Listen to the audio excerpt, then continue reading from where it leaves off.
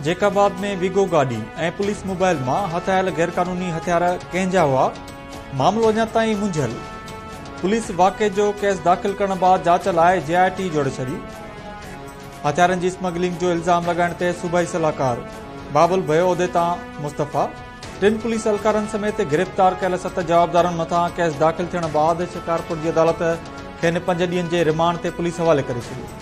Police ऐं असासेदारनि जी गॾियल कार्रवाई दौरान गिरफ़्तार जवाबदारनि ASI इम्तियाज़ भयो कांस्टेबल, सनाउल्लाह मंगणार, बकाउल्लाह उनड़ अख्तियार लाचारी ज़ाकिर भयो, नबील भयो ऐं तौफ़ीक़ गुजर मथां मौलादात थाणे ते दहशतगर्दी एक्ट तहत केस दाख़िल कयो वियो।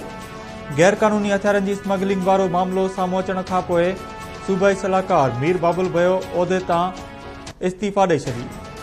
बाबुल भयो इस्तीफ़ा में मौक़िफ़ अख़्तियार कयो आहे त गैर कानूनी हथियारनि जी स्मगलिंग जा बेबुनियाद इल्ज़ाम हणी संदसि साख मुतासिर कई वई आहे। वॾो वज़ीर मामले जी शफ़ाफ़ जांच कराए।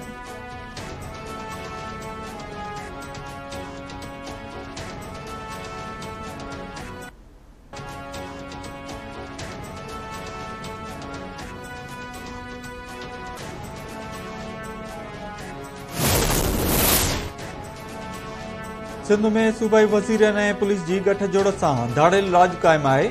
SSP जेकाबाद बाबुल भयो जे पुट खे हथियारनि समेत पकड़ियो बाद में सियासी दबाव ते मामलो तब्दील कयो वियो।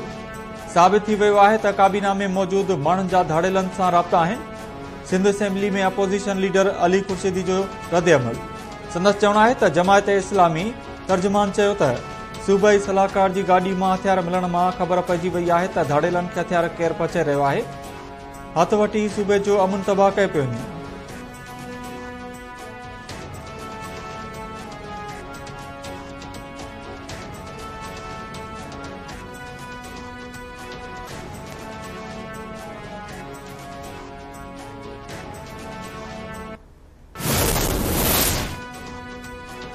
हथियारनि सां भरियल मोबाइल शिकारपुर पुलिस जी आहे। बाबुल भयो जो पुट मौक़े वारे हंध तां गाॾी में मौजूद न हो। जांच में जेको मुलज़िम निकितो उन ख़िलाफ़ कार्रवाई थींदी। SSP जेकाबाद सलीम शाह चयो आहे त हथियार स्मगलिंग में मुलज़िम डीलर अख्तियार लाचारी खे गिरफ़्तार कयो आहे। मामले जी जांच लाइ JIT बि जोड़े वई आहे।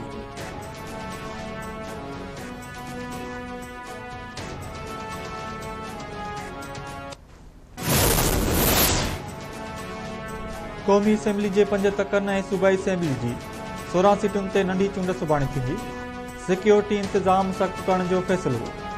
पंजाब हुकूमत पारां 13 ज़िलनि में मोबाइल फ़ोन सर्विस बंदि करण जी सिफ़ारिश करे छॾी। लाहौर, शेखुपुरा, कसूर, बकर, डेरा गाज़ी खान, तलागंग, गुजरात ऐं सादिकाबाद में मोबाइल फ़ोन ऐं इंटरनेट सर्विस बंदि करण जी सिफ़ारिश कई वई।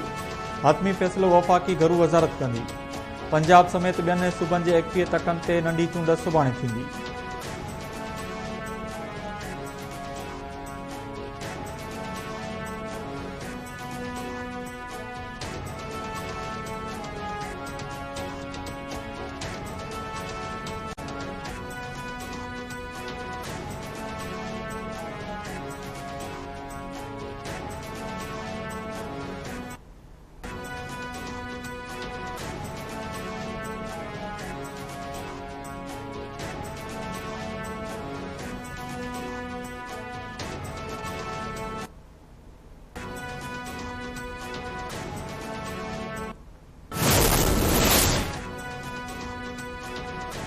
PTI तर्जुमान रऊफ़ हसन चयो आहे त इक़्तिदार ते क़ाबिज़ गुरू कुझु बि करे सुभाणे नंढी चूंड में खेनि सरप्राइज़ ॾींदासीं।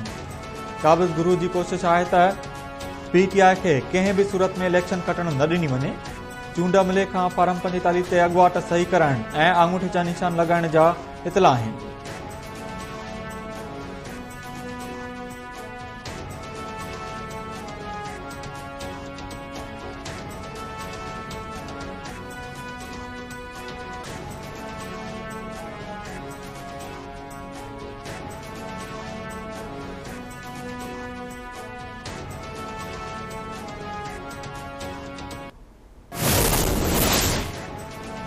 हिन भेरे असेंबलियूं ख़रीद ऐं विकिरो कयूं वियूं। जाली हुकूमत ख़िलाफ़ बलूचिस्तान खां तहरीक शुरू करे छॾी आहे, जेका समूरे मुल्क में पकड़जी वेंदी। तहरीक ज़रिए जाली हुकूमत खे हलण न ॾींदासीं। JUI सरबराह मौलाना फज़ल रहमान जो वशीन में जलसे खे ख़िताब। मौलाना फज़लुर रहमान चयो आहे त ॿुधायो बलूचिस्तान असेंबली 70 अरब रुपयनि में ख़रीद कई वई आहे। 80 अरब रुपयनि में असां 2018 जी धांधली ख़िलाफ़ तहरीक हलाई, मौजूदा जाली हुकूमत ख़िलाफ़ बि तहरीक हलाई वेंदी।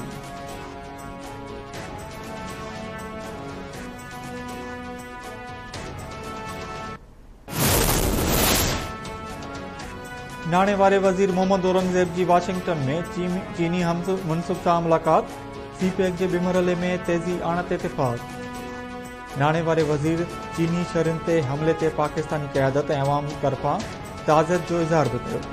चीनी शहरनि जी हिफ़ाज़त लाइ हर क़िस्म जा क़दम खणण जी ख़ातिरी। मोहम्मद औरंगज़ेब चयो आहे त IMF समेत ॿियनि इदारनि सां ॻाल्हियूं मुस्बत रहियूं। IMF खां $1 अरब जो डिघे मुदे वारो कर्ज़ वठणु चाहियूं था। महांगाई घटाइण ऐं टैक्स जी उगाड़ी वधाइण लाइ क़दम खणी रहिया आहिनि।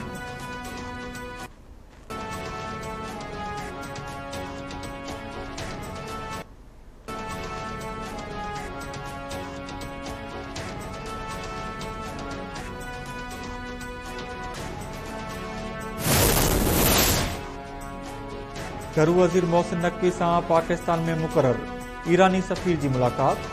ईरानी सदर इब्राहिम रईसी जी पाकिस्तान जे रिथियल दौरे बाबति ॻाल्हियूं। मोहसिन नक़वी चयो आहे त ईरानी सदर जो दौरो इंतहाई अहम आहे। दौरे सां ॿिन्ही मुल्कनि जा लाॻापा वधीक मज़बूत थींदा।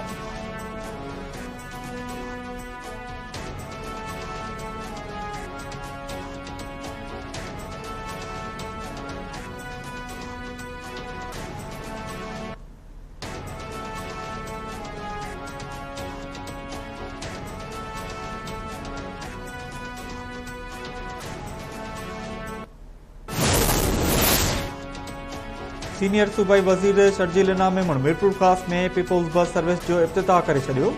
तक़रीब खे ख़िताब कंदे शर्जील मेमण चयो आहे त PTI बानी पंहिंजे हुकूमती दौर में सिंध खे को बि मंसूबो न ॾिनो।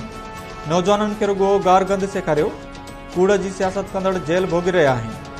सदर आसिफ अली ज़रदारी ऐं बिलावल भुट्टो ज़रदारी अवाम सां कयल वाइदा पूरा करे रहिया आहिनि। महांगाई जे दौर में बि सिंध जे अवाम खे रिलीफ फराहम कयो पियो वञे।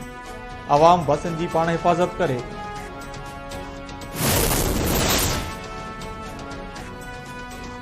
बुशरा बीबी जो तिबी मुआइनो मुकमिल। डॉक्टरनि बुशरा बीबी जे इंडोस्कोपी, अल्ट्रासाउंड, इको ऐं ECG रिपोर्ट्स खे क्लियर करार ॾेई छॾियो। इस्पताल ज़रियनि मूजिबि बुशरा बीबी खे गैस्ट्रो जो मामूली मसइलो आहे। बुशरा बीबी टेस्ट लाइ रतु ॾियण खां इनकार करे छॾियो आहे। संदसि रतु न ॾियण जो मामलो हतमी रिपोर्ट में लिखियो वेंदो।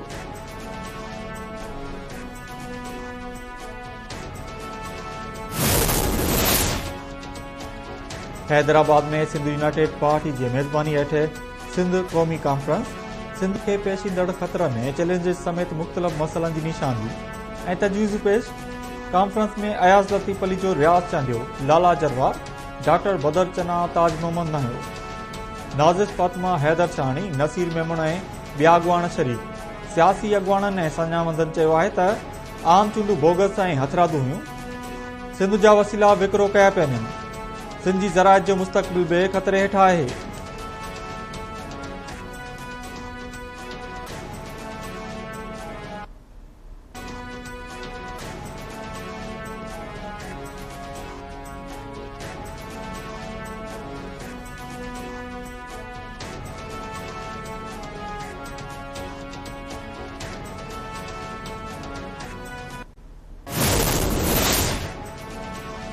KP में बरसातुनि दौरान 46 ॼणनि जे फौत थियण जी तस्दीक। बलोचिस्तान में बि बरसातुनि दौरान मुख़्तलिफ़ वाक़िअनि में 15 ॼणा फौत थी विया। KP हुकूमत मूजिबि बरसात दौरान मुख़्तलिफ़ वाक़िअनि में 25 ॿार, 12 मर्द ऐं 9 औरतूं फौत थियूं। बलोचिस्तान में बरसात दौरान थियल हादसनि में 15 ॼणा फौत थिया। 60 घर मुकमिल तौर ते तबाह थी विया।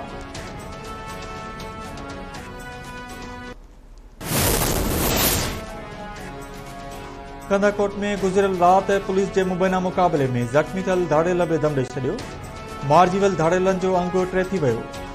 गुज़िरियल राति मुबैना पुलिस मुक़ाबले में बाबन भयो ऐं बगू भयो थॾे ते मारिजी विया हुआ।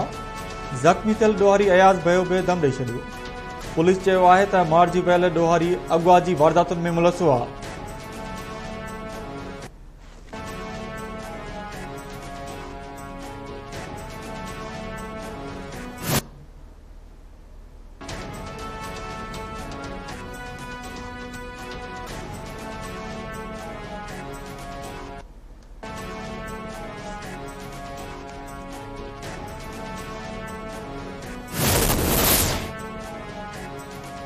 ईरान इसराइल सुताण ते G7 मुल्कनि जे परॾेही वज़ीरनि जो इटली में इजलास।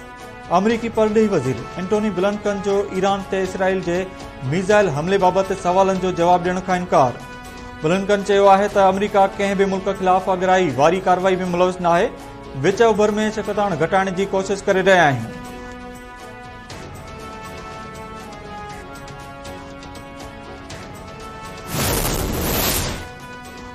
ऐं 5 T20 मैचेस ते बदल। सीरीज़ जी ॿी मैच में क़ौमी टीम जे बॉलर्स न्यूज़ीलैंड जी बैटिंग लाइन तबाह करे छॾी। शाहिन शाह अफरीदी, मोहम्मद आमिर ऐं शादाब खान जी शानदार बॉलिंग सबबि महिमान टीम जा केतिराई रांदीगर डबल फिगर में दाख़िल न थिया। रावलपिंडी में खेॾियल पहिरीं मैच बरसात सबबि बिना नतीजे ख़तम थी वई हुई।